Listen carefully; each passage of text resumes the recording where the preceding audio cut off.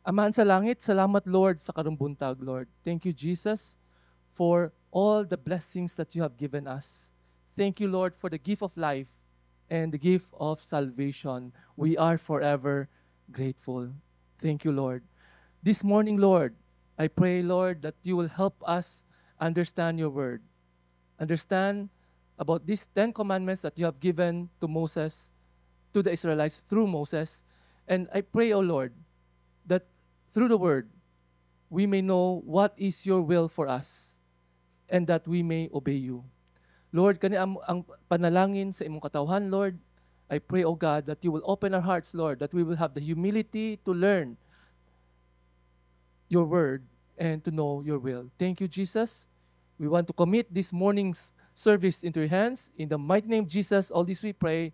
Everybody says, Amen. You know, many people think this is how God works. So to them, you have to obey first, then God will accept them. Okay, this is the common notion. Obey first, then God will accept you.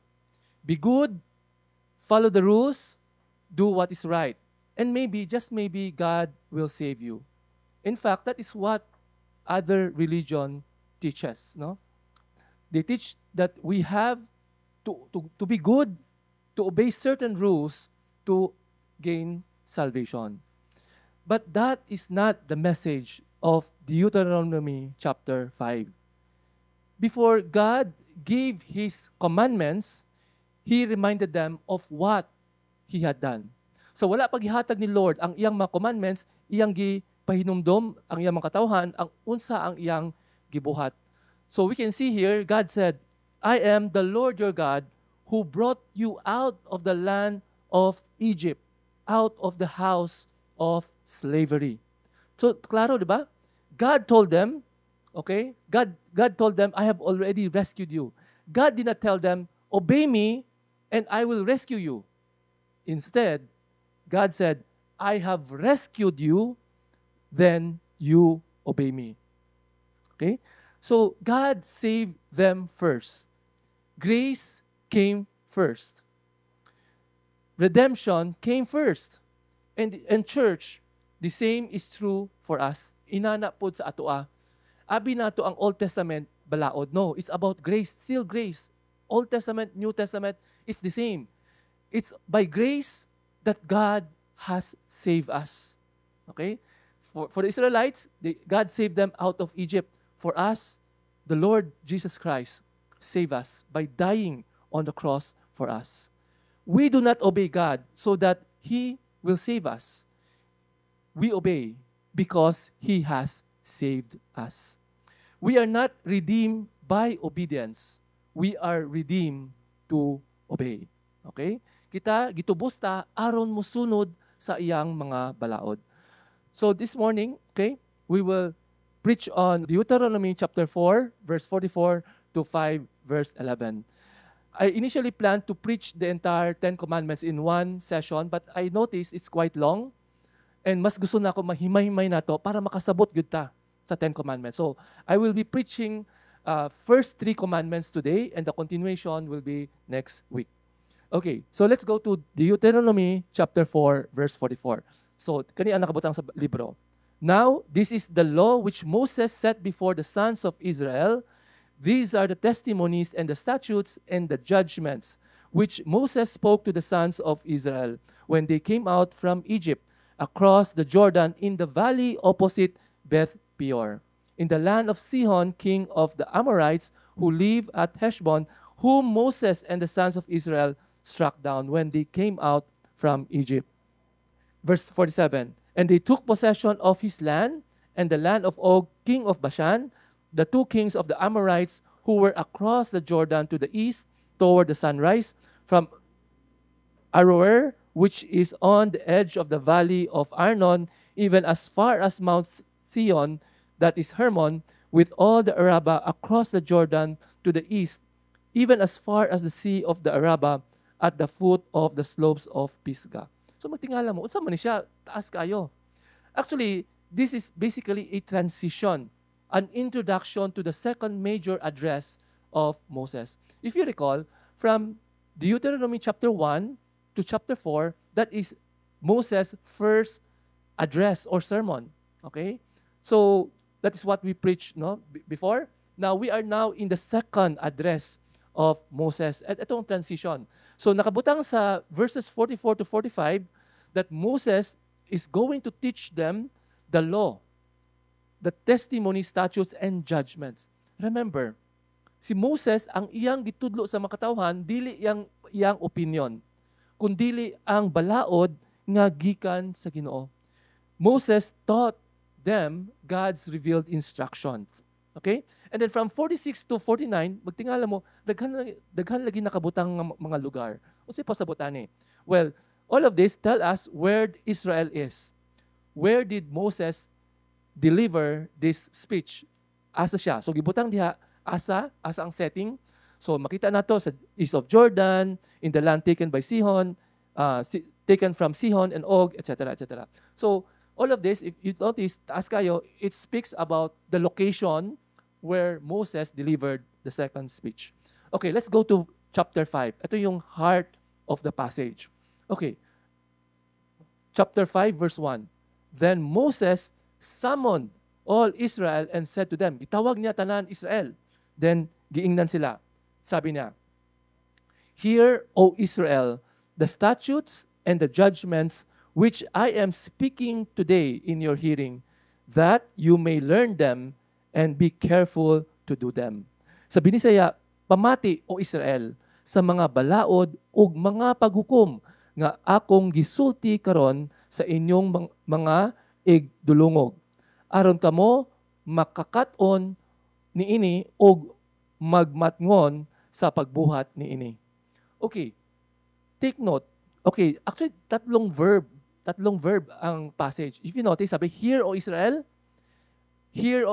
the law I'm going to tell you, then you may learn what the law is, and then you may do the law.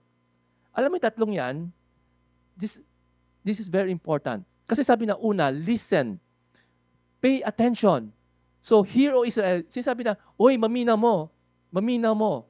Okay? Why hear? Kasi Moses is delivering a speech, oral. Oral ang paghatag nila sa balaod. Kasi nung araw, wala pa'y written. No?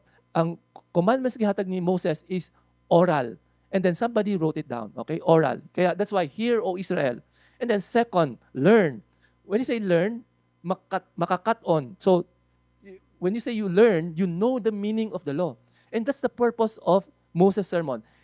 Wala lang nagihatag unsa ang balaod ni Ginoo, iyang gi-explainar, gipasabot unsay pasabot sa mga sinugo ng Ginoo. So he told them to learn what the law mean, and then not only that, but to do the law.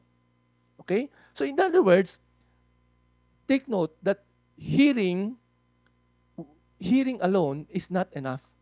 Kasi daghan mga tao na maminaw sa sermon, pero taman paminaw lang. Kulang. Makita nato dapat dire, dili lang ta maminaw, here, we have to learn the word. And then we have to do the word. Okay, continuous yan. Kasi, when you learn, okay, just by hearing, then, sulod sa dalunggan, gawa sa pikas, sayang, baliwala, no? And then, kailangan we should learn. Dapat masabtan nato ang balaod before nato ma-apply. Obviously, pag dili nimo masabtan, dili gyud nimo ma-apply. And thirdly, most importantly, we have to obey. You know why? Because learning without obedience only produces knowledge. Puro taman head knowledge lang. So dapat ibuhat. So gi-exhort ni Moses, you have to hear the instructions of the Lord, you have to understand the instruction of the Lord, and then you have to do it. And the same is true with us Christians. Okay? Pero ang nindot nato, we have the Bible. We have the Word of God. We can read the Word of God. Okay? But important, sabi ni Joshua, you have to meditate day and night so that you may be careful to obey everything that is written on it. So, reading is not enough. We have to meditate, understand the Word, and obey. Yun ang pinaka-importante. Sabi ni James chapter 1:22, become doers of the Word and not merely hearers who delude themselves. So it's not enough just to hear the word. You have to apply the word. And then sabi sa Matthew 7:21, not everyone who says to me, Lord, Lord, will enter into the kingdom of heaven, but he who does the will of my Father who is in heaven, and who is in heaven will enter. So in other words, kung muingon ta na kita mga Kristohanon, dapat sundon nato ang mga gisugo ni Lord kanato. Kay kung dili nato sundon, dili ta tinuod na disipulo ni Lord, no?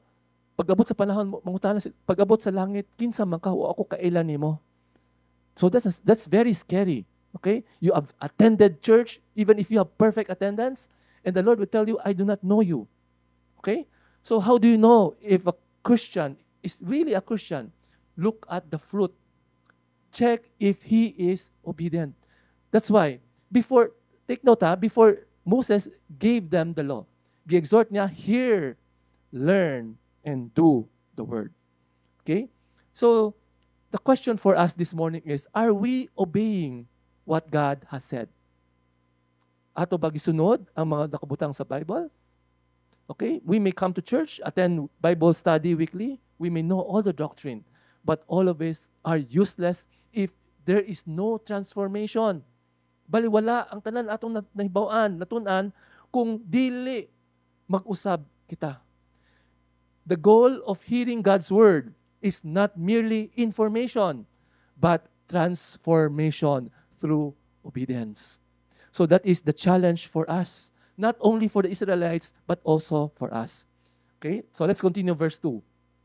Yahweh our God cut a covenant with us at Horeb. Yahweh did not cut this covenant with our fathers, but with us, with all those of us alive here today. Okay, sabi niya, ang Ginoo daw, nisulod og covenant nato sa Horeb. Actually, this is not quite accurate. You know why? Kasi Moses is speaking to the second generation, not the Exodus generation. Kasi yung mga Exodus generation, kanang mo nigawas sa Egypt, namatay na. Those 21 and above are already dead because of disbelief. So these are the new generation. Sabi ni Moses, Yahweh had cut a covenant with us. Although he is actually referring to their parents, no, 40 years ago. But the thing is, in verse 3, sabi na, Yahweh did not cut this covenant with our fathers, but with us, with all of those of us here alive. So meaning, Moses is telling them, God is making a covenant with them, with the new generation, no, the second generation. Kasi, every generation must respond to God's word. Hindi porke ang amahan nimo Kristohanon, therefore Kristohanon na po ka. Okay? It doesn't mean that the forefathers of the Israelites believe in God, therefore those new generation automatically belong to the Lord. Every generation have to make a choice. You cannot live on the faith of the forefathers. We ourselves have to make a decision to follow Christ. So, kasi it's possible that your parents can be a Bible study leader, pastor, pero ang anak mismo, you have to make your own choice. Because, you know why? Because God has no grandchildren. God has no grandchildren. Kasi ang anak niya, kita tanan, to those who believe in Him, He gave the right to become children of God. Okay? So, walay grandchildren. You cannot invoke the faith of your parents. All of us have to have faith in the Lord Jesus Christ. Every generation must personally hear the word and respond to Him in obedience. So mao to, gi-remind ni Moses ang mga new generation. God is making a covenant not with our forefathers but with you, all of you. It's a covenant. When you say covenant, it's a parang formal treaty. Okay? God is the sovereign and the Israelites suzerainty. Parang mga Israelites will be under God. That's why they call God their Lord. Okay, so let's continue. So verse 4, Yahweh spoke to you face to face at the mountain from the midst of the fire. I was standing between Yahweh and you at that time to declare to you the word of Yahweh. For you were afraid because of the fire and did not go up the mountain. Okay? So si pasabutan eh. Sabi ni Moses, okay, the Lord spoke to the Israelites, but I was there, standing in the middle. God spoke from the fire. If you recall the time that God spoke the 10 Commandments, nangurog ang mga tao, no? Hadlok sila. And then Moses was there, no? And the people were afraid. Why were the people afraid? Because God is holy. Hadlok sila, oy. Imagine if we are standing before the presence of God, we will really melt because God is holy. Nangurog sila. Okay? And Moses is there to act as a mediator. You know, the thing is, this is symbolical because the same is true with the Lord Jesus Christ. God is holy. We cannot just enter into the presence of God. We need a mediator. Sa Israelites, they have Moses. But we have someone greater than Moses, sabi sa book of Hebrews. We have the Lord Jesus Christ. He is the mediator. Siya ang pagitan nato sa Ginoo. We can pray to the Lord Jesus. We can pray to God through the Lord Jesus. Hindi na tamo agi sa mga ubang tao, sa mga santo. Pwede na tamo diretso kang Hesukristo. He is our mediator. He mediates, He intercedes for us. Kung natin mga prayers, siya mismo ang muampo nato para sa Diyos Amahan. You know, with this passage, we can learn that the problem with the people nowadays, we have lost the reverential fear of the Lord. Imagine if the Lord will come here today, mangurog kita, and the people experience the holiness of God. And unfortunately, nowadays, there is no fear of the Lord. That's why people sin left and right. And Christians, some Christians, no, are practicing sin in their life because of lack of fear of the Lord. But nonetheless, praise be to God, we have a mediator through the Lord Jesus Christ. We cannot come before a holy God on our own terms. We can come to God through the Lord Jesus Christ, the mediator appointed by God. So we can see here, okay, the first lesson, okay, that we can learn is that God's word must be heard, learned, and obeyed. Diba? Hear, O Israel, the word of God, learn from it, and do it. The same is true with Christians, no? We have to listen, read the word of God. We have to learn sabto nato, and then dapat atong buhaton. Okay? So before Moses gave the 10 Commandments, Moses exhorted them to listen, to learn, and to obey. Okay, so let's go to verse 6. Sabi ni Lord, I am Yahweh, your God, who brought you out of the land of Egypt, out of the house of slavery. Actually, very nindot kayo no? Yung arrangement ng 10 Commandments. Nauna mo na, gi-remind ni Lord na I have rescued you. God does not say, obey these commandments, then I will rescue you from Egypt. No. God rescued them, then told them to obey. Why is this very important? Bakit importante ni siya? Bakit importante na una, nagiluwas ta, anha ta dapat musunod sa iyang kasuguan? Because salvation is always by grace alone, through faith alone, in Christ alone. We cannot save ourselves by doing good works. We cannot save ourselves by just obeying the 10 Commandments. It's impossible. We cannot save ourselves. It's only by God's grace. You cannot say, I'm good enough.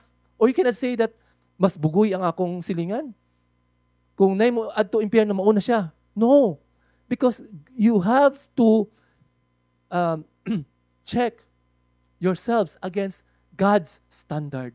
And unfortunately, we cannot meet God's standard. Taas kayang standard, oy. Di na to kaya. Pero ang kanindot, mga kapatid, God rescued us. Not from Egypt. Where are we rescued from? Diba? Kasi ang Israel, they were rescued from the house of slavery. As Christians, we are rescued from the slavery of sin. Okay? Giluwas ta sa slavery of sin. Okay? How?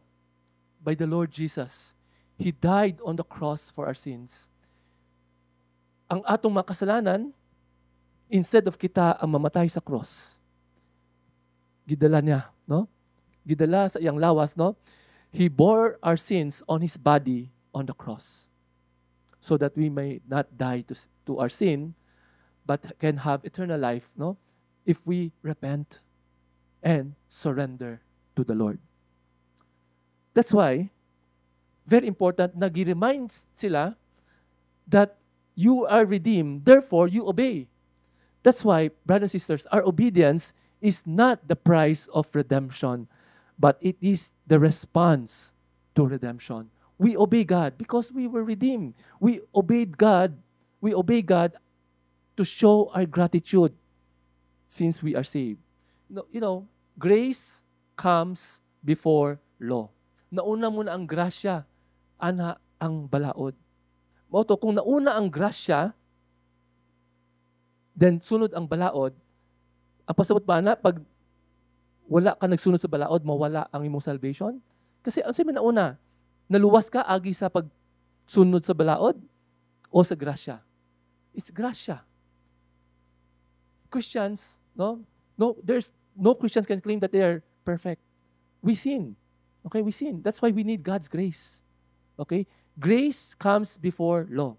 God did not give the Israelites the 10 Commandments as a ladder to climb out of Egypt. The 10 Commandments is not the parang escape route. Okay? God brought them out of Egypt and taught them how redeemed people should live. In the same way, as Christians, since the Lord has saved us, we are redeemed by God's grace, we ought to obey the Lord. We ought to obey the Lord. Question is, why should I resist sin? Because Christ redeemed me. And when people ask, why should I forgive? Because I am forgiven. Christ redeemed me. And why should I worship God? It's because He rescued me. He deserves my worship. And why should I surrender my life? Kasi mga tao na dili ko musunod sa Bible, kay daghang kay mga bawal. Pero kita, we don't feel like it. It's because we surrender our life because He rescued us. We are not our own. We are saved by the Lord Jesus.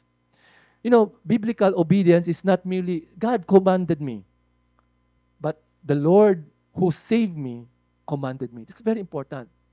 Okay? Jesus did not save us so that we can continue living as if we belong to ourselves. So, this is the major problem of most people. Kasi sabi nila, luwas na ko. Question. Sabi na, luwas na ko because I prayed, I surrendered my life on Jesus. Pero wala makita kung tinuod ang iyang pagtuo. Kasi di ba sabi ni James, di ba, show me your faith but I can show you my works. Kumbaga, maraming nagsasabi na maraming professing Christians. Dito nimo mailhan sa iyang fruit. There's no changed life. There's no transformation.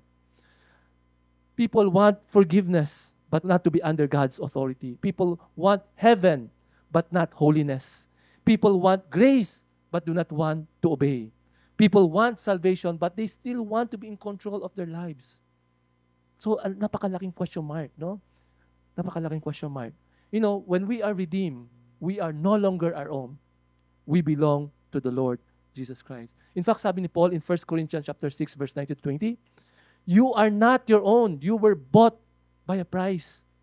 That's why we have to live our lives as if it's not our own. It belongs to the Lord. So salvation is not merely deliverance from slavery. It is belonging to the God who saved us. So second lesson that we can learn is that grace comes before law. Very important. Okay? Kasi kung nauna ang balaod, bugat kayo. Okay? Dapat we encourage Christians, we have to obey because we are saved by grace. Okay, now we'll go to the 10 Commandments. Do you know the 10 Commandments, you cannot find the word 10 Commandments in the Bible. Actually, in the original Hebrew or Greek. Instead, sa Greek, it's called Decalogue, which means 10 words. 10 words. Yun ang literal. But syempre sa English translation, 10 Commandments. But 10 words. So, I have a question. yung Ten Commandments, are unbelievers supposed to follow the Ten Commandments? Can we impose the Ten Commandments on unbelievers? Pwede ba nato, oh, you have to obey this. Actually, if you look at this, the premise, okay, the premise of giving the Ten Commandments is that, di ba, I am the Lord your God who rescued out of Egypt. So these Ten Commandments are technically for the people redeemed by God. Ang mga taong giluwas. That's why ang mga taong dili luwas, dili nila madawat ang Ten Commandments kasi wala man sila naluwas.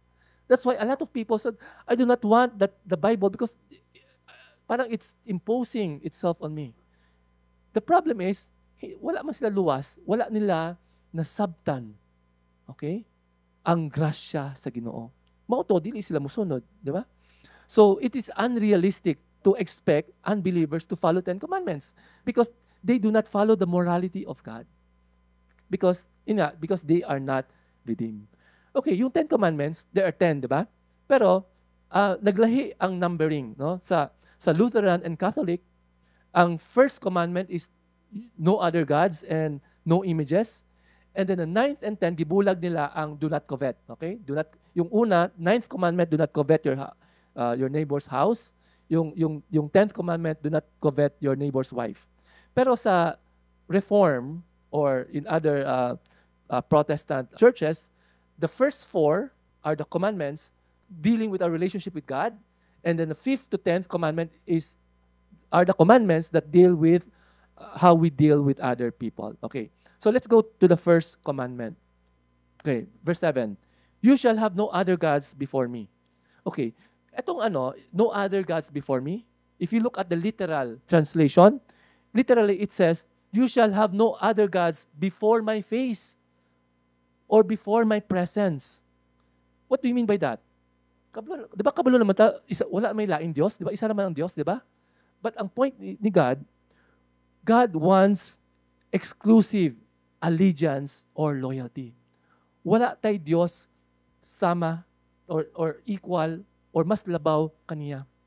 Do you know the greatest danger right now is not that people reject God.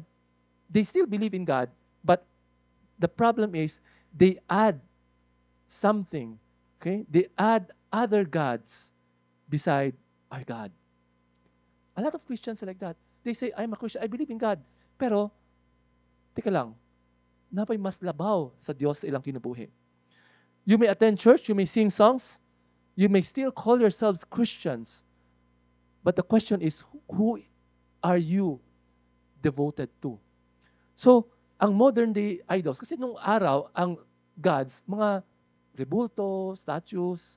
But the modern day idols, what are the modern day idols? Number 1, money. Kana ang number 1. Diba? People worship money. Siyempre, hindi sa muang kunana. They worship money because they trust money more than God. And they are willing to disobey God just to get more money. They're willing to enter into corruption, mangawat sila. Kaya wala silang pakialam. Mas importante, no, na mudato ko, no? Money.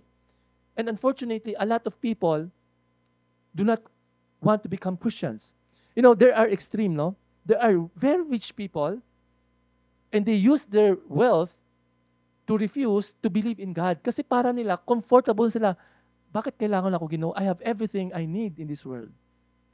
Okay? Their money is their God. Okay? Okay, second, business or career. Kabalo mo, ang success pwede mahimong Diyos. Okay? Because when our business or career is more important than God, then it becomes our idol. For example, kanang career, no? Sasabihin mo, wala na ko'y oras magsimba. Nagkayod ako para sa akong pamilya. Actually, that career becomes your God because you don't not allot time for the Lord. You treat it as your God. Okay? And sometimes family can be your God. You're willing to disobey God just to please your family. And sometimes relationship can be a God.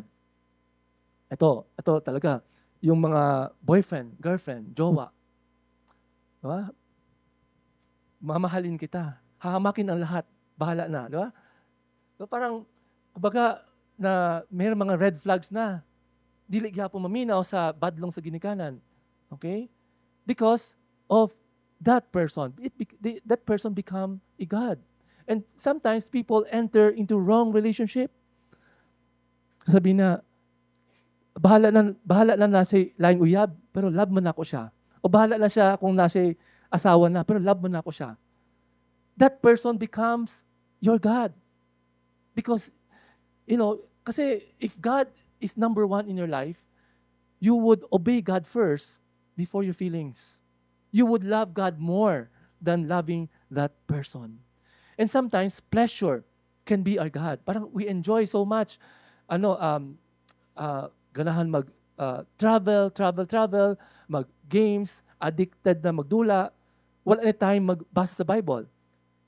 Okay, the priorities are wrong. Mas inuuna ang personal pleasure, movie, marathon, Netflix, or K-drama, okay, whatever. Nagiging Diyos, wala na time kang Lord. Or kung may time kang Lord, 5 minutes, tira-tira na lang. Where is your priority? Diba? And sometimes, our God can be approval of people. May mga people pleaser. Sa atubangan nimo, they will say everything that you wanted to hear. No? Parang, they are afraid to offending you. Parang, yes. Okay? That you are afraid of offending people. Approval of people become your God. And some people, especially mga politician, power becomes their God. So dili na sila gana mo hawa silang pwesto. They want their title. Okay? Congressman, attorney, senator, president, whatever. Parang ito yung source of their identity and self-worth. Unfortunately, that becomes a God. And sometimes, ministry can become our God. We spend more time in our ministry than our family. Okay? And sometimes, we want to be on top of the church hierarchy, the pursuit of relevance in church. Para nagiging idol, no? And one more thing, itong common modern day idol, ourselves. I. We are now in a generation of I. Diba? Tingnan mo ang panahon karon, people are lovers of self. Puro selfies. They want to boost their self-esteem. And in effect, they're saying, this is my life. I want to do whatever I want. I don't care what other people say. Okay? The word sin, what is the middle letter of sin? I. And then yung mga Pride Month. Alam mo yung Pride Month? People are celebrating Pride Month. Anong middle letter ng pride? I. Pride yon. For them. Diba? Ito sabi ni Lord, God created male and female. Para nila, hindi. Ako masusunod. I consider myself X. I consider myself, I don't know, dami mga terms binary or something. Pero, I identify myself as queer or something. Pero, hindi you become your own idol. Pride. Delikado ang pride because that is the number one sin that God hates. Diba? More than any other sins. More than adultery, stealing, murder. Pride ang number one because that is the sin that led to the fall of Satan. So, we may not worship any idols technically, but ang pangutana is, what are you afraid to lose? If you're afraid to lose your job, then your job becomes your God. Okay? What do you think you cannot live without? What occupies your thought more than anything else? Pleasure? K-drama? What are you willing to disobey God to keep? Kumbaga, the answer to these questions may reveal who or what is the God in your hearts. So remember, an idol is anything we love more than God, anything we trust more than God, and anything we fear more than God, or anything we desire more than God. that is an idol. So we have to check our hearts. Kasi may mga idol, may mga idolo sa atong kasing-kasing. Check your heart. Check your heart. And then, let's go to the second commandment. You shall not make for yourselves an idol, any likeness of what is in heaven above, on the earth beneath, or in the water under the earth. Okay? You shall not make for yourself an idol. Ito ang physical idol. Okay? Kasi sa first commandment, it says, whom will you worship? In the second commandment, it asks the question, how will you worship? You know, si Lord, our God is spirit. That's why in John, sabi na, we have to worship the Lord in spirit and in truth. Since God is invisible, ayaw ni Lord na mughimo ta og mga statue or any likeness of Him to represent Him. Israel are not allowed to do that. You know, during the time, the neighboring countries, the Canaanites, all of them have their own gods. There are several gods. They have their own idols. And God is telling them, okay, you have to be different. Because I have no form, you have to worship me. You should not make an idol of any form. Okay? You should not make an idol of any form. Tapos in verse 9, you shall not worship them or serve them, for I, Yahweh your God, am a jealous God, visiting the iniquity of the fathers on the children, on the third and the fourth generations of those who hate me, but showing kindness to thousands, to those who love me and keep my commandments. Okay, look at this. This is very important. Our God is a jealous God. You know, in the Old Testament, whenever Israel worshiped idols or other gods, God considered it as spiritual adultery. God treats it like that kasi si Lord seloso. Pero yung pagkaseloso niya is righteous jealousy. Di ba? Parang yung asawa ka, nakita nimo ang imong bana, may ka-flirt, masuko ka. Because that is righteous jealousy. Because you are right to feel that way. In the same way, God has the right to feel that way. Because for the Lord, He is the husband. And the Israelites is His bride, no? That is why whenever the Israelites worship idols, God considers it as spiritual idolatry. Spiritual idolatry. And whenever people make an idol, seloso si Lord. Kasi parang ang gigugma is kaning idolo. Some people may say, teka lang, what if I make an idol? Anyway, this idol represents God. Anyways, at the end of the day, it's God I am worshiping. I'm just making this. Pero makita nato sa book of Exodus, di ba? Aaron made the golden calf. The golden calf represented Yahweh. Still, God does not want. Okay? God does not want it. Nasuko kay siya. And I like to give this analogy. Itong analogy, gihatag ni Adrian Rogers. Okay, just imagine. Imagine the wife walking to the room and nakita niya yung husband niya embracing another woman. Siyempre, galit na galit yung asawa.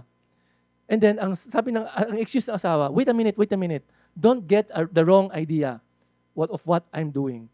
You know, because this woman is so beautiful, just like you, she reminds me of you. So whenever I hug her, I'm actually thinking about you. Di ba parang, hello? Ganon din yon. Hindi mo pwede sabihin, etong idol na ni-worship ko, si Lord to. Kaya itong ni-worship ko, hindi papayag si Lord yan. Sa selos siya. Di ba? Kasi gusto niya, siya ang i-worship nyo. That's why galit na galit si Lord whenever we worship something that represents Him. Okay? We should not do that. That's why, ito may debate di ba? Sa Catholic, they have several statues. The reasoning is that they are not worshiping them. They are venerating them. Pero alam mo, knowing God, napakaseloso ni Lord, why would I? No? Why? Di ba? I would rather not. So, the thing is, God is like that, no? Seloso si Lord. Ayaw niya na mayroong representation of Him. And then the thing is, sabi niya, since He's very jealous, sabi niya, visiting the iniquity of the fathers on the children, on the third and fourth generations of those who hate me. So, What do you mean by this one? Does this mean that whenever the Israelites will commit idolatry, the children and the children's children will be punished? Ganun ba ibig sabihin nun? Well, actually, parang in a way, the Bible is saying that sin has generational consequences. The sin of the father, actually the sin of the father is not the sin of the son, pero the consequence of that sin will be experienced by the children. For example, ang mahan, nangawat, priso. The family will suffer. The children and the children's children. Diba? So, our sin has grave consequences. Not only to ourselves, but to our family and to our family, to the second and the third generation. That's the meaning of that. Okay, so the next lesson that we can learn is that God does not want carved images. Okay. So let's go to the last commandment. Verse 11. Until 11 lang tayo for this morning. So verse 11, you shall not take the name of the Lord your God in vain. For Yahweh will not leave him unpunished who takes his name in vain. Kasi pasabot ana, do not take the name of the Lord in vain. The word in vain, if you take his name in vain, means to take his name as empty, false, worthless, or dishonoring manner. Okay? It means we're using God's name in thoughtless and insincere way. Okay. So for example, you swear, okay? I swear to God that blah, blah, blah. Pero ginamit mo yon para magsinungaling. Diba? You dishonor God's name. Okay? Or you make a false claim. God told me to do this. God told me. God said to me. Pero hindi pala totoo. You're taking the name of the Lord your God in vain. Kaya alam mo, nadunggan na ako ibang pastor, no? God told me. Kung totoo yan, okay yan. Pero delikado yon. You're taking the name of the Lord your God in vain. I just remember a story. Mayroong isang lalaki, nanligaw, nanguyab siya sa babae. Gustong-gusto niya. Sabi niya sa girl, alam mo, God told me, you are the one. Sabi niya, God told me, you are the one. Confident. Sabi ng babae, talaga? Why didn't God tell me that? So, we should not take the name of the Lord your God in vain. Kasi, ayaw ni Lord, that's part of the Ten Commandments. We have to respect God, no? We should not use Him sa atong mga kalokohan. Okay? Do not put God's name on words that God never spoke. Okay? So, and then, we take God's name in vain, not only when we speak His name carelessly, but when we bear His name carelessly. That's why sa New Testament, sinabi ni Jesus sa Matthew 5:33-37. Ingon siya, you have heard that the ancients were told, you shall not make false vows, but you shall fulfill your vows to the Lord. But I say to you, make no oath at all, either by heaven, for it is the throne of God, or by earth, for it is the footstool of his feet, or by Jerusalem, for it is the city of the great king, nor shall you make an oath by your head, for you cannot make one hair white or black, but let your statement be yes, yes, or no, no. Anything beyond that is evil, is the evil one, is of the evil one. That's why, pag may sinabi ka, just say yes. Don't say, I swear to God. God doesn't want it. We are misusing. We are taking the name of the Lord in vain. Let your yes be yes. That's why as Christians, pag sinabi mo, tuparin mo. You should be the man or woman of your own words. Okay? So, example of taking the name of the Lord your God in vain is when we use God's name when we are surprised, di ba? Usually people call the name of Jesus, Joseph, and Mary when they are surprised. Okay, parang, hello, why do you do that? Lack of respect, and God does not want it. So as Christians, careful with our words. Okay, do not take the name, do not misuse or take the name of the Lord our God in vain. Okay, so these are the lessons. Do not misuse His name. So dito lang muna tayo hanggang verse 1 to 11. Then we'll continue next week. So, all of this is very clear. Kaning 10 Commandments, the reason why we obey God is because of His grace. Okay? Actually, ang pinaka-importante is masabtan nato ang grace. Okay, once masabtan nato ang grace, dili bugat ang commandment ni Lord. Okay, the commandments of the Lord are not heavy. Kasi if we are not saved, if we don't understand this, we will find that it's very difficult. In the next part, it says there how we should deal with people, Do not steal, do not murder, etc. It's very difficult to obey if you are not redeemed. So, what is the gospel? Kasi grace should come before law. What's the gospel? Before there is a good news, there is a bad news. Ang bad news is, no matter how hard we try, we cannot do all the 10 commandments. Hindi natin ma-perfect yan. Sabi sa Bible, even one sin is still sin in the eyes of the Lord. In fact, our righteous acts are filthy rags in the eyes of God. And nakabutang sa Bible, Romans 3:23, all have sinned and fallen short of the glory of us. Kita tanan, nakasala. So technically, kita tanan dapat muadto sa impyerno. Okay? Impyerno. That's the bad news. Okay? What's the good news? Pero, gitagaan ta og chance, God so loved the world that He gave His only begotten Son. Whosoever believe in Him shall not perish, but have eternal life. Iyang gipadala ang iyang bugtong anak, aron luwason ta, pinaagi sa pagtuo. Kung kinsa man ang nituo kaniya, tagaan niya o kinabuhing walay katapusan. So, nauna ang grasya. Christ has already done His work. All we need to do is to respond to His grace.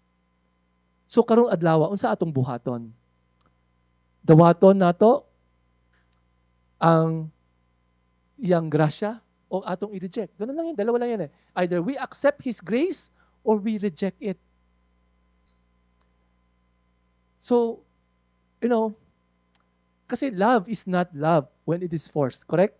Kasi ganahan na magminyo og AI or robot. Wala. Kay gusto nyo, higugmaon mo out of free will. That's why, di ba, mga ladies, you do not want to marry a robot. You want to marry someone who will love you voluntarily. The same is true with God. God will not force us to love Him. He gave us a choice to how we should respond. So, the proper response is that since God loved me so much, I will surrender my life to Him. And since God has redeemed me, I want to obey Him because obedience is God's love language. Since God loved me first, I want to love God back. Therefore, I want to obey Him. Therefore, I would put God first among all else, or else. There should be no other God before me. Okay? I will not misuse His name because I love Him. Because of what He did to us. The 10 Commandments were given to people already redeemed. So the question is, ito yung pinaka-importante question. The question is not, are you obeying the 10 Commandments? That is not the question. The question is, are you redeemed? Kana pinaka-importante. Gihatag na ba nimo ang imong kinabuhi kang Kristo? Obedience is just a response to God's love. So church, remember, before God said, you shall have no other gods, He said, I brought you out of Egypt. First, rescue, then obedience. First, grace, then command. The same is true for us. Jesus did not save us because we were good. Nobody can say they are perfect. Kita tanan, makasasala. Kung na mo ingon na perfect sila, bakakon. Kita tanan, makasasala. Jesus did not save us because we were good. He saved us because we needed to be rescued. Jesus died for our sins on the cross. He rose from the dead. He set us free. So that, we do not obey to earn His love. We don't obey to earn His love. We obey because He first loved us. But grace does not mean that we can live any way we want. Hindi porke, yes, naluwas na ako, gidawat na akong grasya niya, so pwede na ako pataka, kinabuhi. No. Grace does not mean that you can live whatever you want. Remember, you are redeemed. God redeemed you. He has the right to be the Lord of your life. He's not only your Savior, He is your Lord. Dapat magpasakop ta kaniya. So let me ask you, what has the first place in your heart? What or who has the first place in your heart? What do you love more than God? What do you trust more than God? And what are you afraid to lose? Maybe you do not bow to statues, but our hearts can still bow before money, before relationship, before success, before our business, our comfort, or whatever, or other people. Remember, church, the God who saved you deserves more than a part of your life. He deserves everything. He deserves everything. He deserves all of you. You are not redeemed by your obedience. You are redeemed to obey the Lord. Let's pray. Father in heaven, thank you, Lord, for your word, O God. Lord, thank you, Lord, for the reminder, O God, through the commandments of the Lord, that we have to hear, learn, and obey the word. Because useless lang maminaw may, tas dili lang mo buhaton. And nagpasalamat gid kami, Lord, sa imong kaayuhan, Lord. Thank you, Lord, for the gift of grace. Thank you, Lord, for dying on the cross for my sin. Salamat, Lord, na giluwas nimo kami. Dili na mo deserve angay mi mamatay sa impyerno. Pero agi sa imong gugma, imong gihatag ang imong bugtong anak nga mamatay sa krus alang kanamo. Lord, tabangin mi, Lord. Tabangin mi, Lord. We want to make you, Lord. Amo i-surrender ang among kinabuhi kanimo. Tabangin mi, Lord, sa among struggles, Lord, na musunod sa imong balaod, Lord. Nakita ninyo ang among mga struggles. But, Lord, we are so grateful that you are changing us day by day to be more like Christ. This is our prayer, O God. I pray, Lord, that you will help us obey you. Help us to remember how much you love us and how you have redeemed us. And I thank you, Lord. We want to surrender our lives to you. In the mighty name of Jesus, all this we pray and trust. Amen.